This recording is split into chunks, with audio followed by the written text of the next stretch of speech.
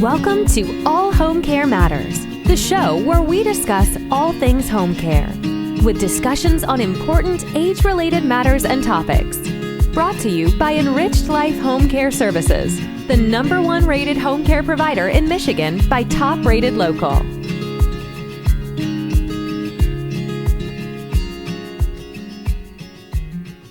Hello and welcome back to All Home Care Matters. If this is your first time visiting us here at the show, I want to say thank you for taking time out to be with us today. We appreciate how valuable everyone's time is, and that's why we try and make each episode here at All Home Care Matters something that will hopefully matter to you. Today, I am honored to welcome a remarkable guest, Dr. Raj Dasgupta. He's a quadruple board certified physician as well as media personality. Welcome, Dr. Raj. Hey, how are you doing today, Lance? I'm good. You know, would it be okay to call you Dr. Raj for the recording?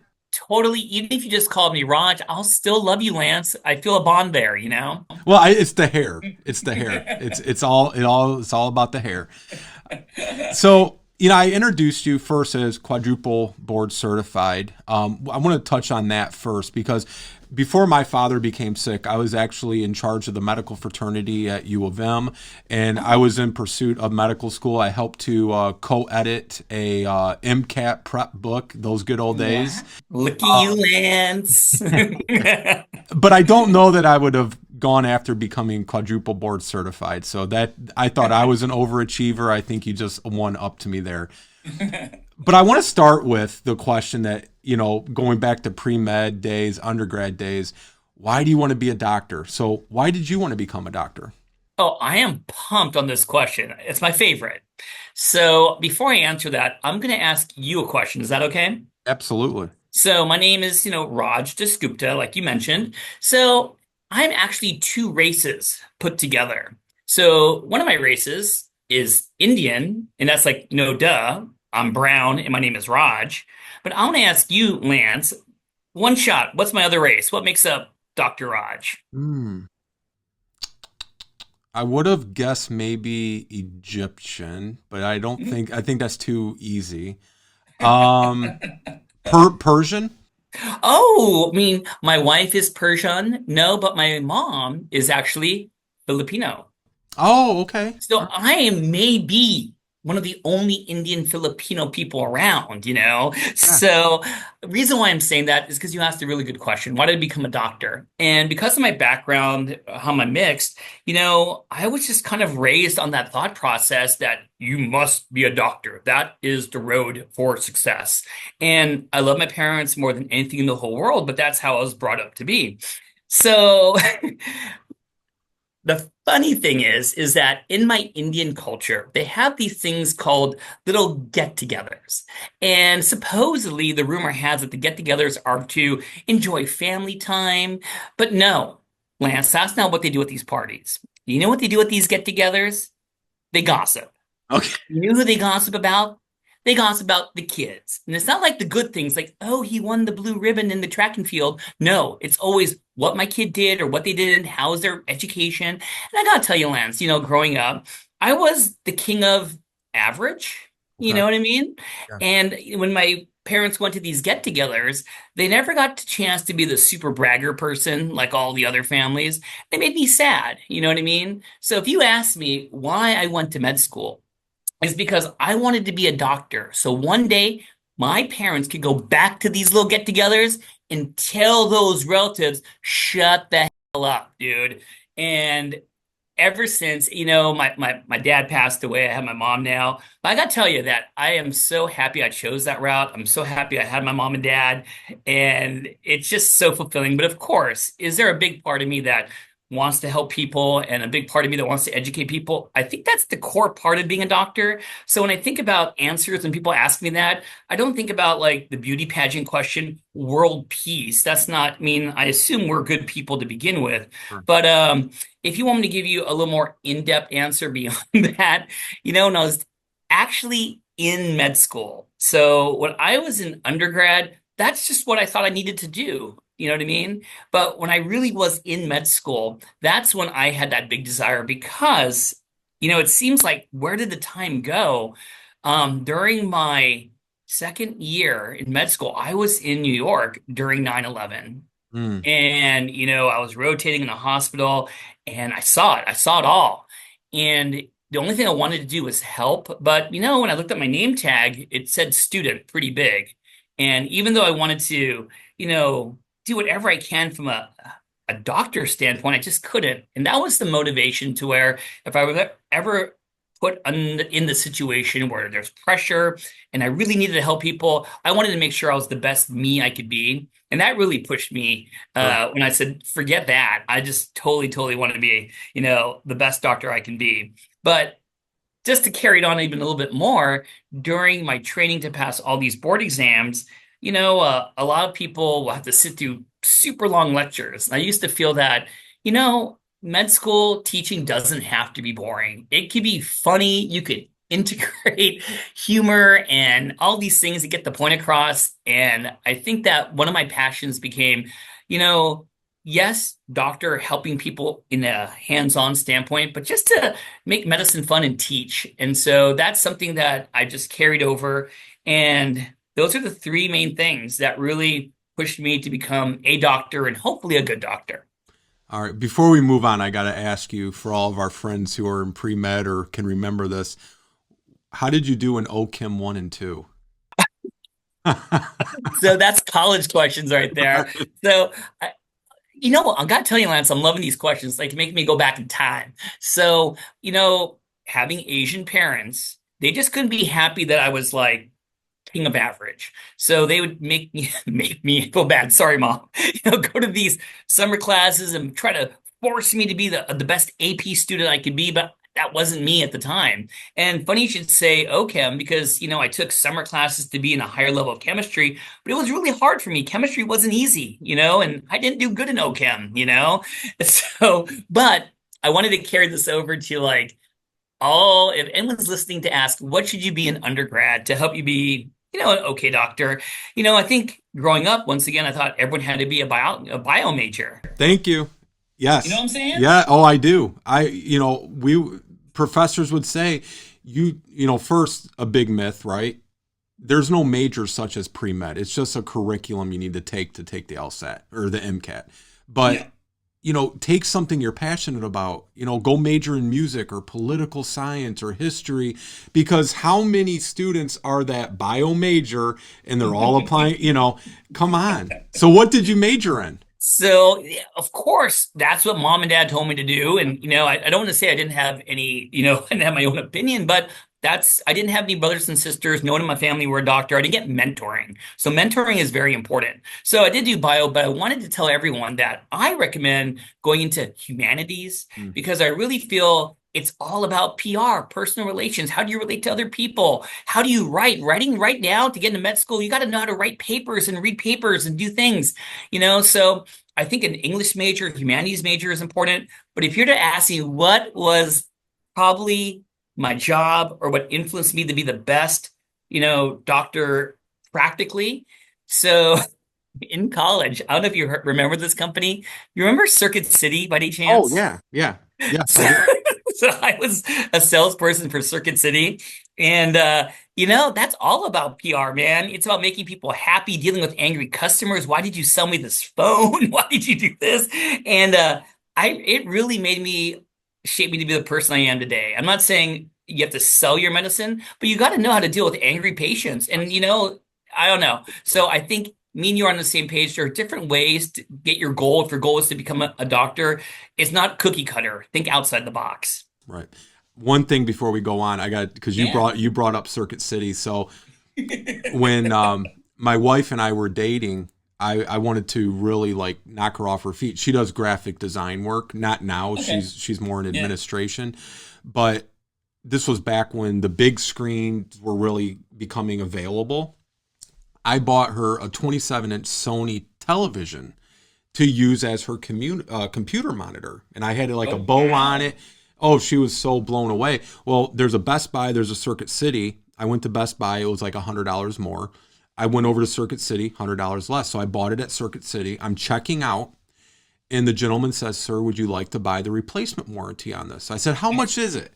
He says I think it was like $200 or something. It was ridiculous. Yeah. I said, nah, you know what? I'll take my chances. It's a good model. It's a good brand. He goes, but sir, anything happens in the next, 5 years, it's replaced. I kid you not. I tell this story at least once a year. I said, but what happens to the warranty if you go out of business? Oh, He goes, we're never going out of business. What are you talking about? It wasn't even a year later. Circuit City was gone. So anyways, wow. yeah. So I just got to bring that up.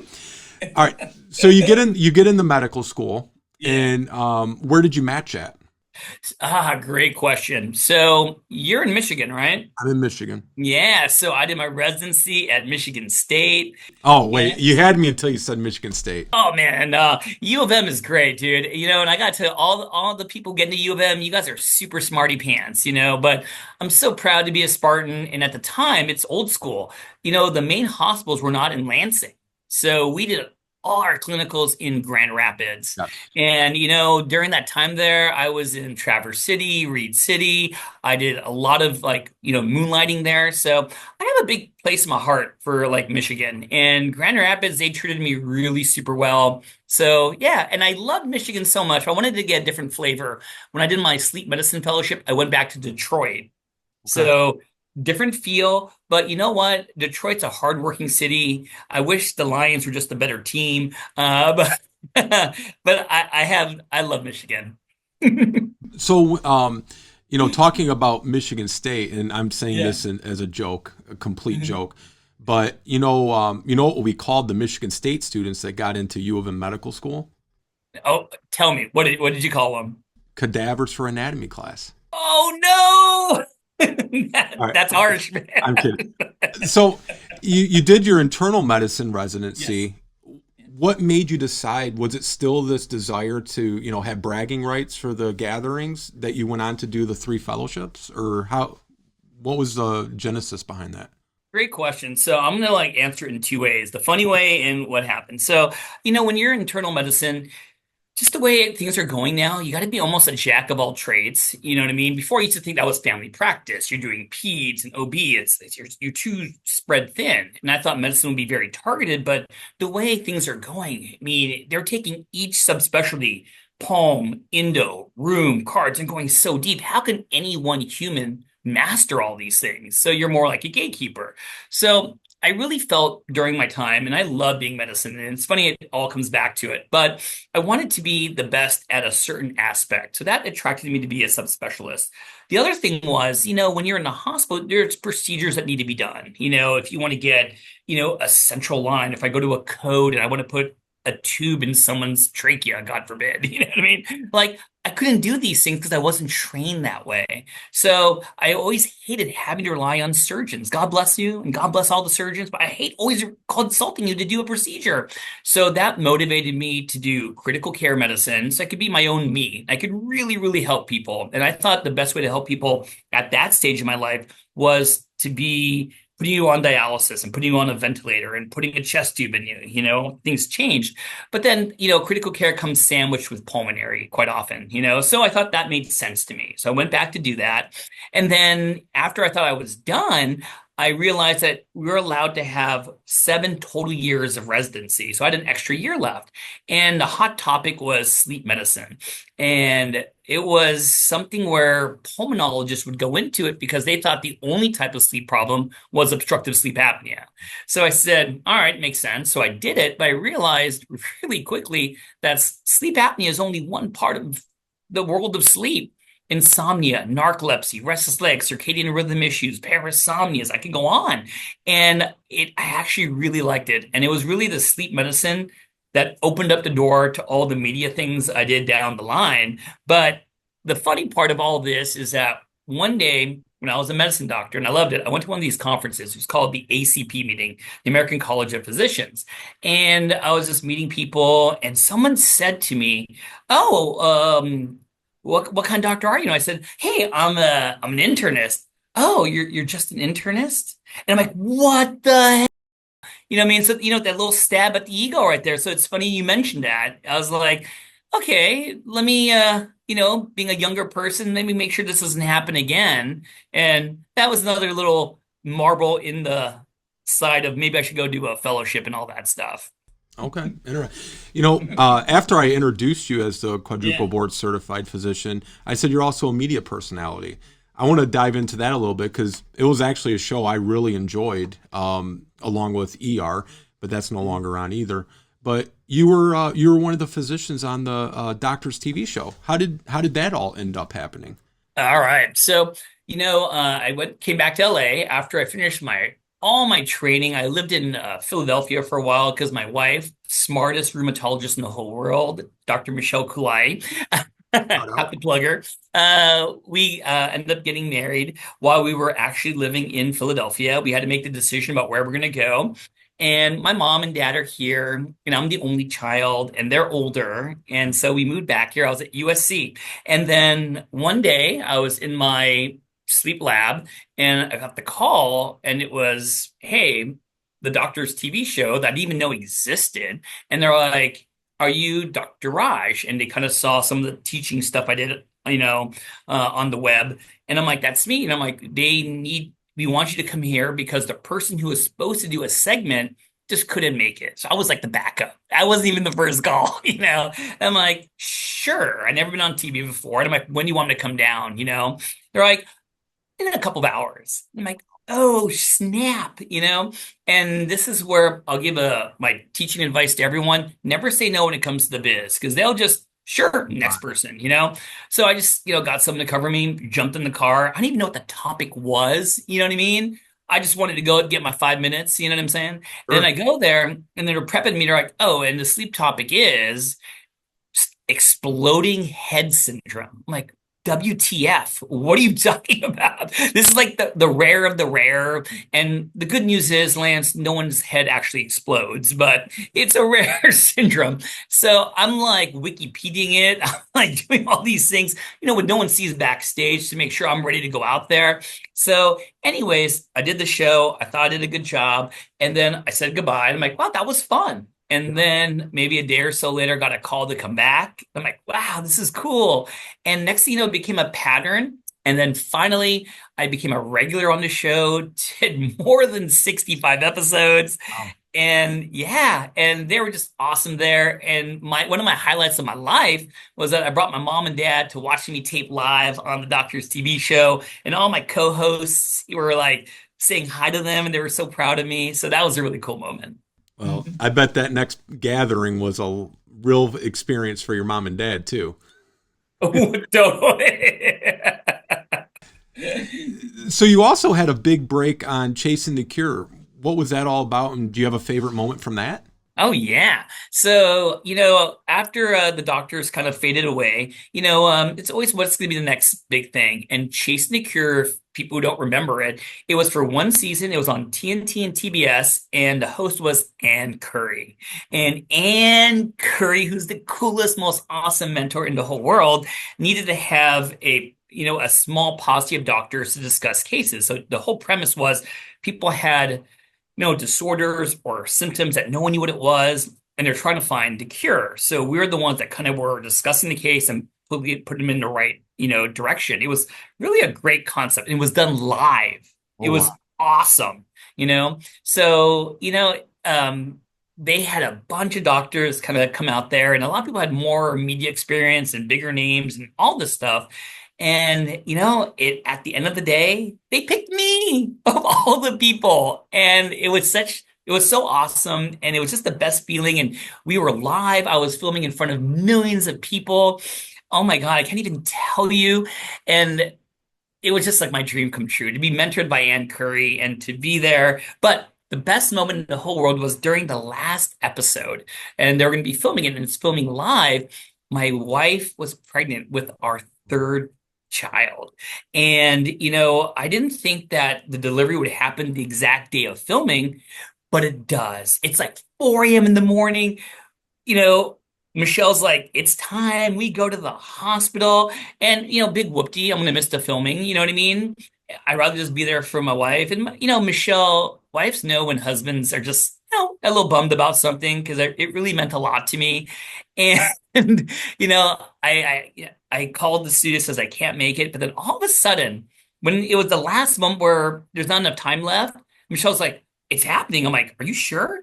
And the doctor comes, the baby comes, everyone's happy. And Michelle, because she's the best wife in the whole world, after I kissed, Sadie, we took a picture together. She's like, run, go to the studio. Wow. So right after the birth, I ran to the studio and everyone in the studio was like, are you okay? How's the baby? Can you send the picture? I'm like, sure. So I sent the picture. And while I was filming live, they took the picture of my kid, Oh, and Ann Curry announces on national TV that Dr. Raj just had the baby, and here's baby Sadie. And it was just the best moment of my entire life. My wife was like, what is going on here? So, yeah, as you can tell, just that is great that's an memories. awesome memory. That is awesome. Yeah. Did so chasing the cure, the doctors, are you still pursuing like opportunities? Yeah, so right now, Chasing the Cure ended. Why? Pandemic. It's a Right. live show. It was like horrible timing, Doctors is off the air. But yeah, I think right now, this is what happened was during the pandemic, um, working my tail off, trying to be a good person, scared, out of my wits. But ABC News, which is Channel 7 here in LA, they actually saw a lot of my stuff and they asked me to be one of the doctors for the correspondence during the pandemic. Oh, great. So, yeah, I remember I would wake up early before my 12-hour shifts. I could do the morning news. And remember during the pandemic, it was like news all the time. So I was doing segments like before I'd go to work, after I ended work, before going home, and it felt really good. It felt the best to actually try to help people. It was really traumatic, being a critical care doctor at that time because we didn't know better. We didn't know don't put people on ventilators, don't do these things. It was really scary. And of course, just no one knew what SARS-CoV-2 was. And the minute like it hit home, and I'm like, oh, my friends have it, my colleagues have it, my residents have it. It was really scary. I ended up getting COVID like 4 or 5 times, dude. It was nuts. But yeah, it was really helpful that the other part of me, that media part, you know what I mean, that they didn't train me in med school, really helped a lot of people because what was the hardest part was all like the hocus pocus on what's it called, TikTok or the social media or the news sometimes. Sure. And I really tried my hardest to say the right, accurate stuff. And I took a lot of pride in that, but it made me happy. Yeah, well, and because you have such a upbeat, positive demeanor, and I don't even know if that's with or without caffeine, Dr. Raj, how did it personally weigh on you? Because we're dealing with families from the home care side, and we have families we're helping inside of facilities, but we had a lot of interaction with like our local health department, CDC for guidelines, but then we're talking like we had one lady who was having some respiratory distress, not critical, but enough to cause a concern. We didn't take any chances, called 911. We escort her to the emergency room. And the doctor said, she tested positive for COVID. And, she's in her mid 80s and, frail and advanced stage dementia on top of it. And the doctor says, I do not want to admit her. It's going to be safer for her, thinking nosocomial and all that kind of stuff. It's going to be safer for her to be at the home. But how did you, as a physician, when you're encountering, life and death, especially during COVID, outside of your regular situations, how did that have any detrimental effect on you, more than I normal? think Or initially it was a gut check. I still remember the first time I was my shift and in the ICU, they're like, yeah, we have 3, 4 COVID patients. This is right in the beginning. right, And I remember that certain, workers were like, I can't go in that room right, because, and, when I heard that, you look at yourself and say, maybe I don't want to go in that room. And it really was soul searching that, everyone talks a good game. And then when the life's on their line, can you do it? And I love I just had my Sadie, my youngest is only one, was just born, not even that. So, no, I went in the room, but I think the first part was just getting over my being scared. I think no one ever talks about that. You know what I mean? And I think when I took my mask off and I went back home, took the longest shower because I'm like, I gotta get all this virus off me. But I don't know. But then as you feel comfortable, it was really sad because I remember that there are patients that they're going to be put on the ventilator and they would be there for months and we couldn't let people in, they couldn't communicate. It was so sad. And we had groups of people that were outside the hospital just asking, is so and so okay? Can you tell me more? And we didn't have all the infrastructure yet to, hey, let me bring in the iPad and da da da. This was right in the beginning, you know what I mean? And so it was really hard, and I think that the hardest part was right after my kid was born, um, my dad, got Alzheimer's diagnosis. So just to make sure that every aspect of my life was just a little hectic or something to always worry about, it was my dad with Alzheimer's, and he stayed at home. He was never put in a uh, assisted living or nursing facility or anything because my mom is so awesome. But that, you know the best way to prevent dementia from getting worse or not to even get dementia is to socialize and to talk and to interact and to touch other people. And, keeping my dad isolated right at the beginning of the diagnosis was the worst thing that could have ever happened. But then at the same token, just I think about even right now when I work with assisted living companies because I really feel the way to help people now are not me as Raj, the ICU doctor, but me, Raj, being compassionate and understanding end of life care and palliative care. And you know what happens now when someone gets influenza or RSV or SARS-CoV-2? They just isolate them in those rooms, and they can't do their dinners in assisted living. They can't do all those things. And that's the main part of why they go there. So yeah, I get really passionate about it and it's really sad. Very sad. Before we go on, I just want to, for viewers and listeners who aren't familiar, sadly, your dad had recently passed. And as you mentioned, he, had dementia. Was it hard for you to differentiate between Dr. Raj and Raj the son when you were working with your mom and dad through that? Yes. And my wife always gives me the best advice. And she said, Raj, you should let someone else guide this because you're Raj the son. But I think there's a part of me that no one's going to care about my parents as much as me. But I did have, you know, my friends who were physicians that helped my parents immensely.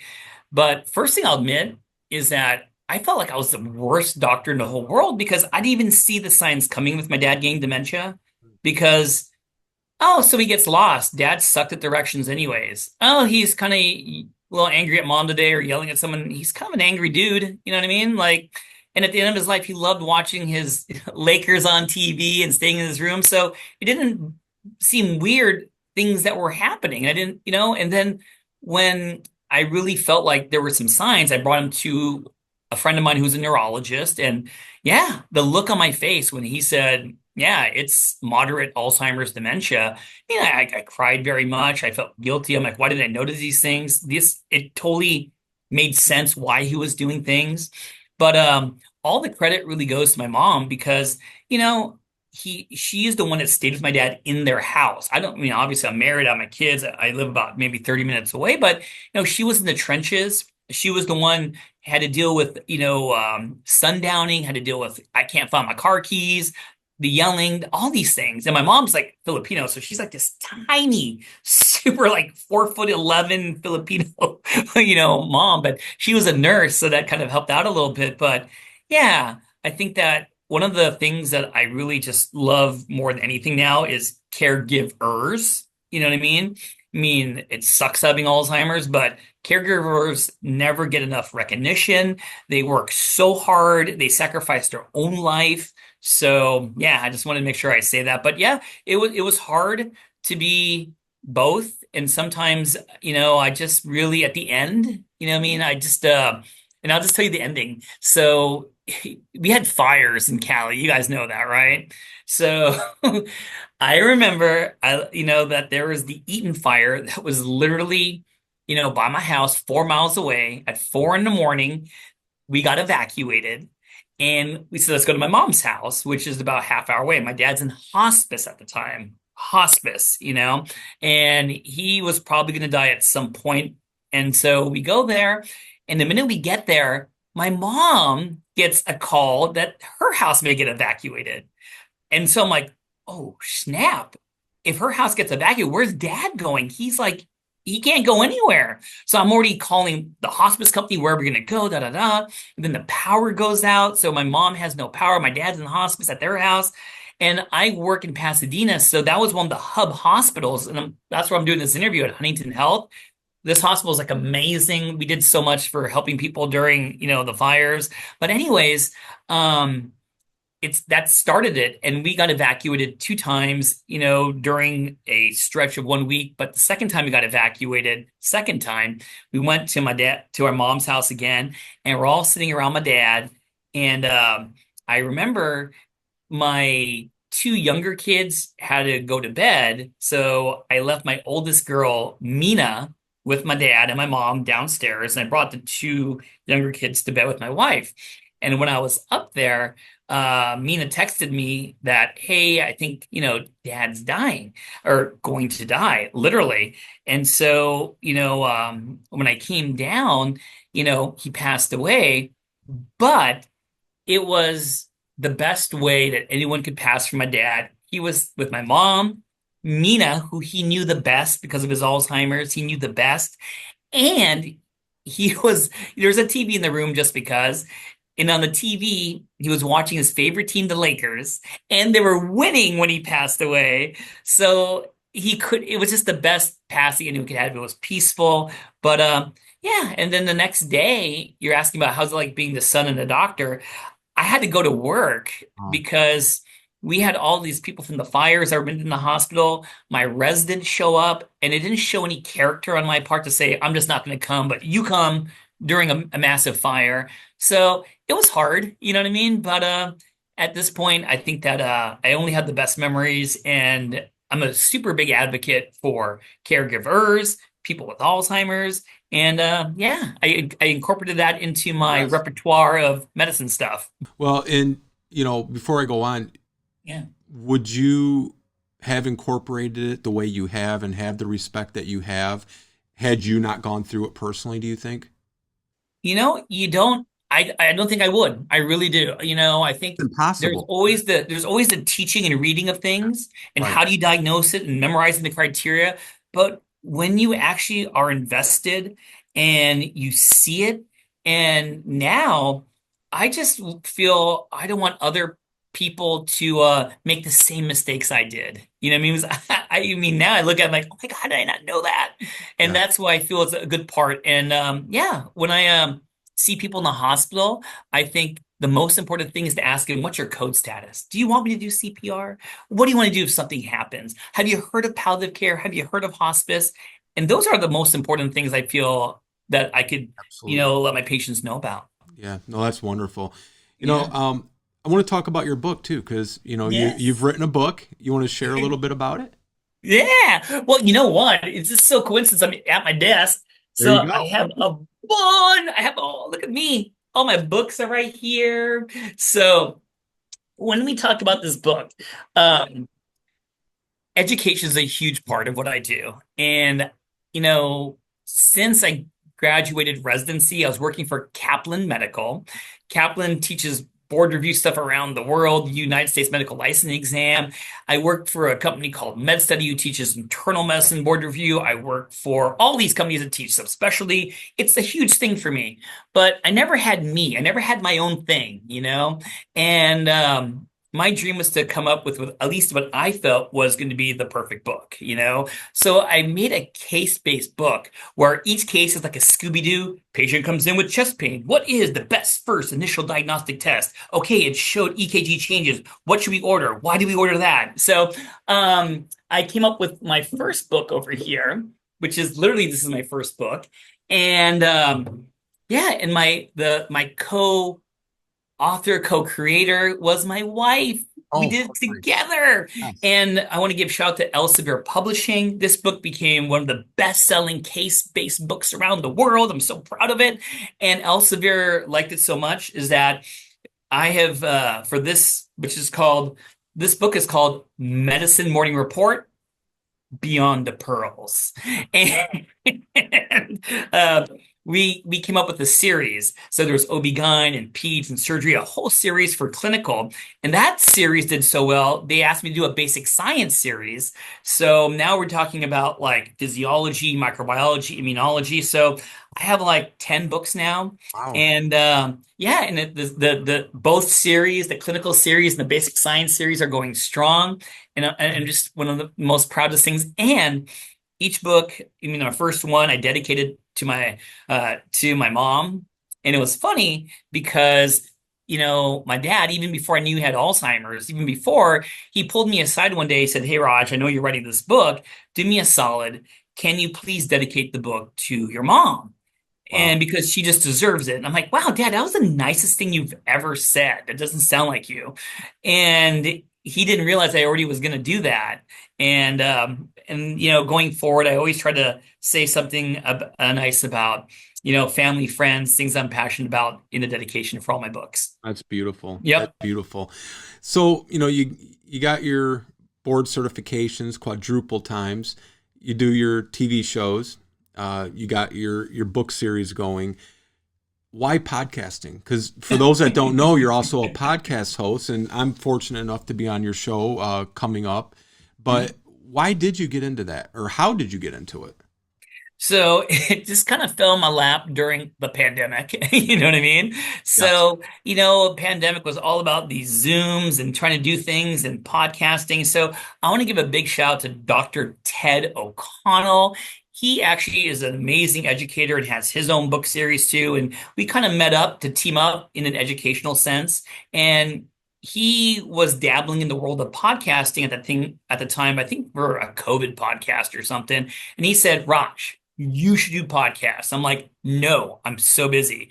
And he's like, "Do you know what a podcast is?" I'm like, "I kind of do." He's like, "It's all about talking. That's exactly what you do all the time. You should do this."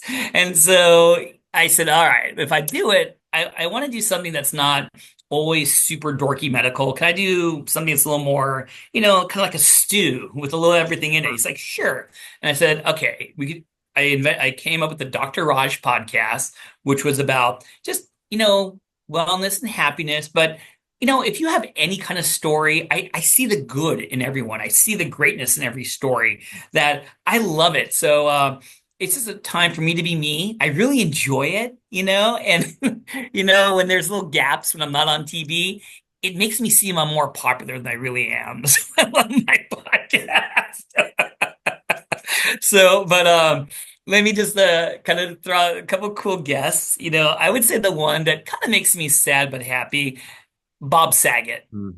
So Bob, super cool dude. I'm sure he's still a cool dude in heaven, but his sister has scleroderma, and I am a real lung doctor, and I do one of my passions is what we call interstitial lung disease and sarcoidosis, and my wife's a rheumatologist, but his sister with scleroderma had lung issues, and he wanted to help out and raise awareness. So when he heard about me, he's like, "Dude, I'll come on your podcast." I didn't have to go through his agent. He contacted me directly. He was so cool, and that was the first time, I was like, "Oh my God, I'm interviewing someone pretty popular on my podcast." And he did a great job. That was awesome. Shout out to Lindsey Vaughn. I don't think she would come on my podcast, winning all those gold medals. She came in, these people are so open. She knows I was a sleep doctor. She was raising awareness about insomnia, and she came and just was herself and was so cool. Super shout out to Jamie Lynn Singler. She's she was on The Sopranos, if anyone's ever watched that out there. And she is an advocate for multiple sclerosis. So she talked about MS on the podcast. And the last one I'll just bring up was yesterday. Do you watch a show called Chopped? I don't really watch TV, but Yeah. I don't really have the time for it, to be honest with you. So Chopped is a popular show on the Food Network. I'm sure someone has seen it. And one of Okay. the most popular chefs on there was Chef Aaron Sanchez. And he is so cool. And he just took time for not hanging out on Master Chef or any of his shows to go on a podcast. And we're talking about cuisine and how do you make a restaurant, experience really cool. And he was just so down to earth. So yeah, it gives me a chance to, I think, that podcast makes me a better doctor because it's all about communicating. And I think everything I do in life is how do you talk to other people and how do you Yes. form a bond? And Right. that's what it's all about. So yeah, I hope your peeps enjoy listening to my podcast. We're And gonna have the link in the show notes and yeah, up on the screen here so people can see it. But I want to ask totally. you, I mean, you've interviewed some amazing people, but if I said, Dr. Raj, who's the one guest you want to interview that you haven't, and they would be there, who's the one person you want to talk to? That is so easy. You know what I mean? It's definitely going to be from North Carolina, Ah, number Jordan. 23, Michael Jordan. So That's awesome. I'm a huge Michael Jordan fan, and he was my motivation to be just a better person, and I don't like, And I'm he not is talking the real Michael Jordan GOAT. watching bullets. We're talking, He's the real GOAT too. yeah, he's Not the LeBron. GOAT. Not Yeah, LeBron. no, he's no LeBron. It's good. It's Michael Jordan. 100%. So when my first, for those who are sports nuts, when he hit the game winner over the Cleveland Cavaliers, game five, you know what I mean? Shot over Elo, good. I just thought anything was possible. And every time he got the kicked out of him by the Detroit Pistons and he kept on coming back, it made me feel like whether I fail a test or whether I didn't do good in a rotation or I'm just down on myself, forget that. I don't care how many people don't like me or are against me. I'm gonna keep on going forward. And it was just he just added more. I mean, I love just watching the games, but it's what he represented. And he had this one phrase, and I'm gonna mess it up because I didn't memorize it, but he has this popular phrase that he's missed so many shots over and over and over again. And because he's missed all these shots, that's why he's great. Yeah. And that's what I really feel in life is that if you don't give it a chance, if you don't want to fail, and I tell my students, I'm like, everyone gets happy when they get answers correct. I'm like, yeah, you should, but it's better to get them wrong. Yeah. It's better to screw up per se, because I think all those things have made me who I am today. Yeah. Is there before we go on here, is there truth to the I mean, I'm sure there's some truth to it, but you'll probably understand this better than the way I'm saying it or listeners are hearing it. They all, I never got to that point because I had to stop my pursuit when my dad came to live with my wife and I. But, there was the saying that every resident intern, there's every doctor is afraid of killing that first patient. Like, explain what that means to people because I think it gets taken out of context. Yeah, I think, there's always what you do in bench and what happens at the bedside. You know what I mean? Bench work and bedside. And I think there's certain things when you first see it, there's no preparation. If you know someone who's a diabetic and they are hypoglycemic, low blood sugar, the first time you even see that, you're like, oh my God, they're almost obtunded, they're in coma, they're sweating. First time someone has a seizure in front of you, you're like, oh my God, what is this? You're pretty sure it's one, but you can't believe you're seeing one. The first time you code someone and you put their hands on their chest and they're not moving, and you're like, I think I'm going to break every rib in this body. You know what I mean? There's certain things that, you just can't prepare until you do it. And I laugh because I just got my recertification for ACLS, Advanced Cardiac Life Support, and I see all these first year nurses and people getting it. You don't know. This is all theory until actually do it. But you're right. I think that it's a feeling that you're just going to do something wrong. And I think that if there's any students or residents who are listening to this, is that for me, I remember the first time I was a first year intern and I had a license, and a nurse asked me a simple question. Hey, doctor, can you prescribe this medication for this patient here? He's on this antihypertensive at home. Can you write for it? I'm like, oh my God. My name's gonna be on the license. I put it down. Once they die from this drug, what I mean, are you sure? Let me double check. Is that the dose? It's just things that I'm glad I felt that way. I'm glad I was scared. I'm glad I'm nervous because you realize there is a lot of power in being a doctor. And giving drugs is not a simple thing. And that's what I learned from my wife is that I really feel in my heart that most people don't want to be on lifelong meds. I'm more of a minimalist when I do that. I'm not the doctor that people see and I order every freaking lab known to man because I can. Everyone's different. I'm not making fun of those people, but yeah, I think that, it's the reality of doing things. And let me give a quote. I'm a big geeker when it comes to sci-fi and comic books. And I think there's a Spider-Man quote because I used to collect comic books that says, Uncle Ben said it to Peter when he first became Spider-Man. with great power comes great responsibility. And I think that's what it's like being a doctor. Yeah. And, I love a quote, from the Bible, but I feel like no matter what beliefs, lack of beliefs, non-beliefs, I feel like it should apply to all of us. To whom much is given, much is required. Right. Well said. And, I kind of live by that quote myself, but, I just think it's fascinating because, you look at what, doctors go through, and you said it perfectly. It is so empowering, control, for a lack of a better word, that you have over those decisions that could be life or death. It could be finding a diagnosis versus misdiagnosis. I mean, I don't think people truly understand it. They'll always get the knock, well, the doctor only saw me for a few minutes, but it's not just that few minutes. It's what you're reviewing in the chart. It's the labs you're going over. There's a lot of quote unquote behind the scenes work before you see that patient, so thank you for sharing that. We're wrapping up, but I want to also talk about you're involved with MedPrep to Go. That sounds like a really fun business venture. Why don't you talk to us about that? Sure. Thank you for asking because, my buddy is, Dr. Ted O'Connell, and then my other partner is Chris Brightonton. They're all just amazing people. And those two asked me to be part of their company. They actually are the owners of the Dr. Raj podcast. And we're like family. And Ted and I share one thing in common. Well, a lot in common. I feel bad I said that. That our one big passion is, talk to talk, which and walk to walk. And we feel that I care about education so much and want the students to get smarter. I don't want to always work for a review course where they have to pay money they can't afford. And I do it because I want to provide the best for my kids. I want to provide the best for, the people I love, but I want to do something that shows I really care about students. And me and Ted actually have MedPrep to Go.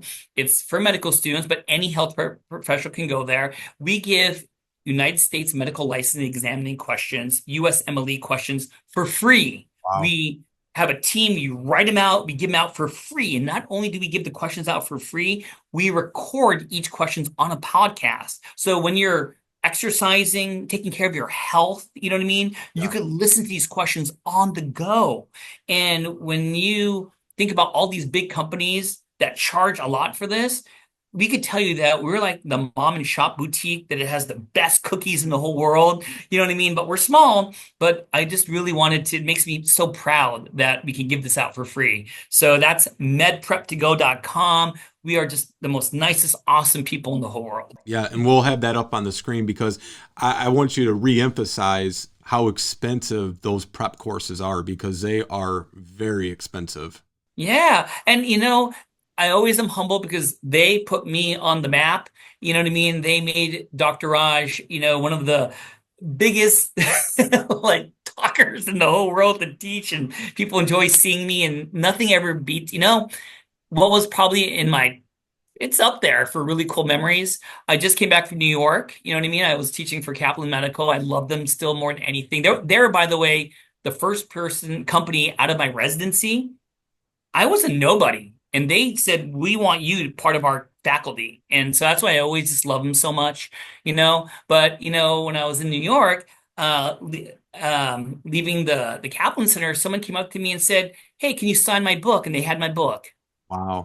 And that just, I don't know, I almost teared up. It just felt really good, So do you have a Dr. Raj jersey with 23 on the front, or? I wish, I still buy the Jordan jerseys for my little girls who play basketball. You know what I mean? Oh, that's awesome. I almost want to play the Gatorade song in the background. Sometimes I dream Yeah. that he is. Yes. Oh, that's so good. Yeah. My 8-year-old son is heavy into basketball and soccer, but he wants to be an NBA player, and he's actually good. I mean, good for being 8 years old. And we own both Space Jams. I'm kind of ashamed to say we own the second Space Jam because there's nothing like the first one. It's just nothing. And not to go way off topic here. Never thought this wasn't on my bingo card, Dr. Raj. But everything LeBron does is an exact replica of what Jordan already has done. He hasn't done anything to set himself apart. And that's, I just can't appreciate that. That's like, don't copy, become yourself. I agree. And you know what? And I think hey, God bless him that he can keep his body in such good shape and he's going to score 60,000, 70,000 points. But in that period of time, what Jordan did, what he does it, how he does it, the class, the way he does it, to this day, Jordan never says, I'm the GOAT. Everyone calls him the GOAT. Right. You know what I mean? And that's class right there. Well, and I think Charles Barkley, I believe, said it best when they asked him, and Barkley said, the reason you never hear Jordan having to go around saying he's the GOAT is because everybody else says it for him. If you have to say you're the GOAT, that's usually because no one else is saying it, and that I think sums it up perfectly. All right. So before we go, I'm going to kind of change this question up a little bit. I'll ask it the way I like to ask guests. Let's say we don't talk to each other for the next 5 years and we run into each other at a U of M football game, not a Michigan State game. And I say, so Dr. Raj, what have you been up to the last 5 years? Where's Dr. Raj 5 years from now? What's your goal? What's your number one? It's too easy of a question. Is that I'm going to be doing the things that make me happy. And I'm never, ever, ever going to stop being an educator and teaching. And the funny thing is that when I was a resident intern, one of the critical care doctors I was rotating with, came up to me and said, hey, Raj, you look very enthusiastic and I love your passion, the way you want to do things. But let me tell you something. And he's kind of like a little grouchy old dude. He's like, it's not sustainable. You know what I mean? You can't do that your entire life. You know what I mean? You're going to have to tone it down a little bit. So I'm just warning you, so I don't want you to burn it. He tried to say it in a nice way. Sure. And you know what? It's been 25 years since then. And like you just said, are you on caffeine infusion? That's just me. You got to do what makes you happy. And, I think that even to this day, one of the nicest parts about me is that I will turn down jobs that can get me a good, paycheck just so I could teach and make others happy, because I think that really it's a joy you can't express when someone comes up to you and says, thank you, I got the concept, I passed that board, you made me this. So yeah, when you see me, I'm still going to have a podcast. I'm still going to be teaching. I'll never stop being a doctor. And hopefully I'm going to be growing as a better person as a dad. It's hard being a good dad. I think that's the hardest thing in the whole world. I agree. But it's also the most rewarding. Yeah, that's true. Absolutely. We have 3 ourselves, and I coach 2 of my kids in soccer, and my other daughter, plays high level travel soccer. She's 10. I'm not qualified to coach at that level, but I love watching every single game, though. There's nothing better. Nothing better. So, well, Dr. Raj Dasgupta, always a pleasure to see you. Glad we got to do this today. I look forward to seeing you again in the future. And thank you sincerely for, your passion and the values you bring to medicine, because, I feel like people often, like I said earlier, they don't appreciate, not in a negative way, but they don't understand what doctors are doing and what responsibilities they have. And it's always about, well, they're just in and out, and it's so much more than that. And and for recognizing family caregivers and caregivers in general, because they're a big backbone and pillar of the community, but they're just not up there on the totem pole in a lot of people's eyes. But in our eyes, they are at the top because they're the front line. During COVID, we had our caregivers were preventing people from getting admitted and going to the hospital because they were their eyes and ears for the family, for the healthcare community, and, keeping them safe and isolated. So thank you for all you're doing, and we appreciate you. Oh, you are super welcome. Thank you for having me, Lance. Our pleasure. Have a good day. Thank you for joining us today here at All Home Care Matters. All Home Care Matters is here to help families as they navigate these long-term care issues. We invite you to visit us at allhomecarematters.com, where there's a private, secure, fillable form where you can give us feedback, show ideas, or if you have questions. Every form is read and responded to. And remember, you can listen to the show on any of your favorite podcast streaming platforms or watch the show on our official YouTube channel. Just make sure that you hit that subscribe button so that you never miss an episode. We'd also like to say thank you again to Dr. Raj Dasgupta for joining us today. We look forward to seeing you again here at All Home Care Matters. Thank you for joining us today. We look forward to you joining us again on another episode of All Home Care Matters. To learn more about the show and to connect with us, visit us at allhomecarematters.com.